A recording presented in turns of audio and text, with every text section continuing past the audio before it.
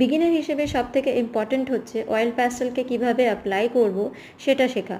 তার জন্য দুটো শেপ নিয়ে নেওয়া হয়েছে। প্রথম শেপটাতে আমি অয়েল প্যাস্টেলটাকে একদম সমানভাবে অ্যাপ্লাই করছি, সমান প্রেশার দিয়ে অ্যাপ্লাই করছি এবং চেষ্টা করছি পুরো শেপটাকে, পুরো সার্কেলটাকে ভরাট করতে।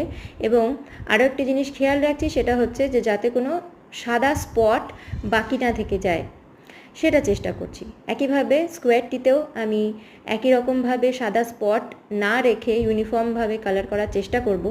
এবং এইভাবে বিগিনাররা যদি শেপ ওয়াইজ ধরে ধরে কালার করা প্র্যাকটিস করে তাহলে অনায়াসেই কিন্তু ইমপ্রুভ করতে পারবে।